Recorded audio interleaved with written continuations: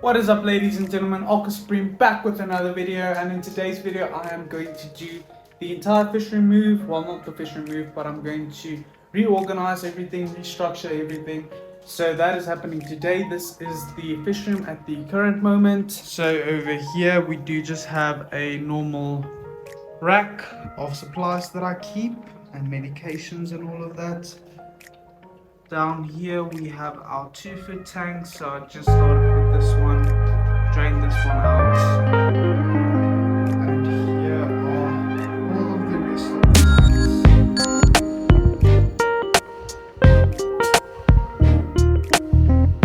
So what I'm going to do is I'm going to do a time lapse of everything neatly, because I am doing a gravel back on all of these tanks, just to be fun sections, the plants are hot, so I'm doing gravel back and draining out the water, and then after that I'm going to start moving the tanks. So stay tuned for that and hope you enjoy it.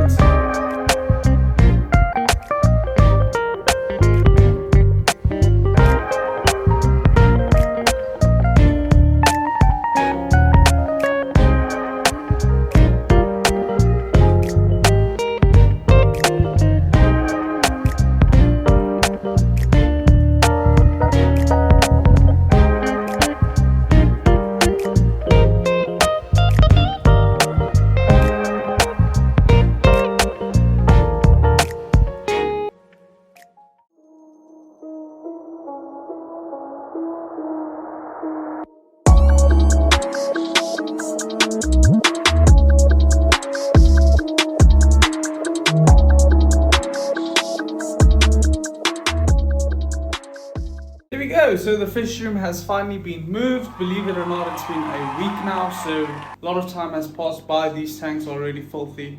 So let me show you guys the tanks and the fish room. Over here, as you guys can see, I just moved them vertically instead of horizontal. How do you say that? I just have the front facing forward and not the side facing forward, as a standard tank should be. But it looks much better in my opinion. It looks a lot fuller, and I can display the tanks much better than I used to. The only problem is I do have these two tanks over here, this one over here and the fry tank that I do not have space for, but I am considering placing them over here. I don't know, I'll see. Otherwise I'll just get rid of those tanks. But yes, these are the tanks now. I'll give you guys a close up.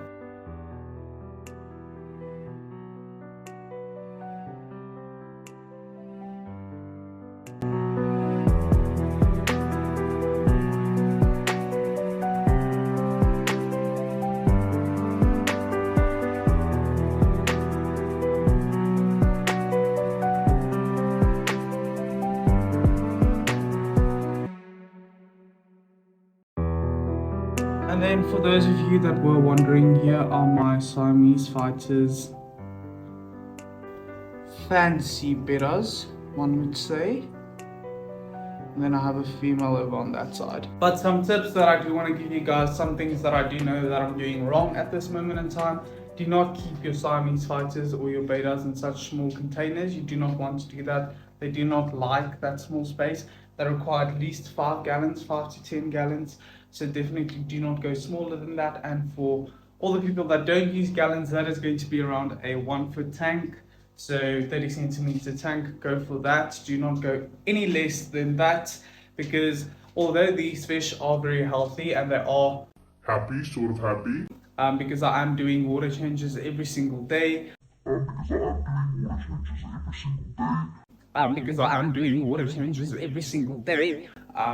am I doing more? That's basically it. I did add in some almond leaves just to help them feel more natural in a more natural environment. So I'm doing that to help these guys out, keeping them in these small containers.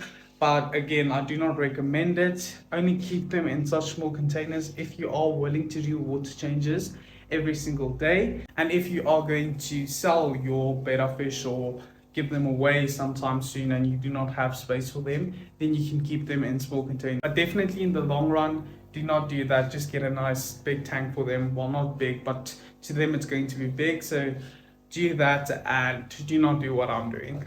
Another tip that I do want to give you guys is with these Congo tetras, this tank is too small for them. I have about 12 Congo tetras.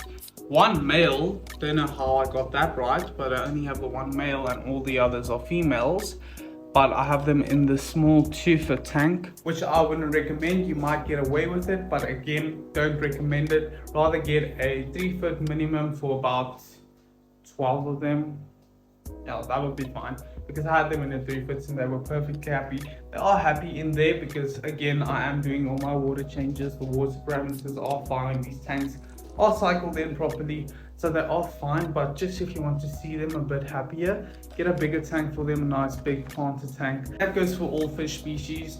When you are buying a fish, make sure to look up on that fish first, the recommended tank size, tank mates, water parameters, all of those kinds of things, just to match their natural environment as much as possible and give them the best home as possible, because you do want your fish to be happy. You do want them to color up nicely for you and all of that. So please, if you are buying a fish, look up on that fish, do your research. Moving on from that, all the plans that I have for this fish room. So basically what I'm going to start doing is I'm just going to start aquascaping each tank individually as the time goes by, and as I get enough resources to to aquascape these tanks, I'm going to do natural aquascapes. So it isn't going to be as clean of a look as a aquascape should be, but it is going to be more or less a biotope type style, because I really like that. I want to give these guys the best home possible.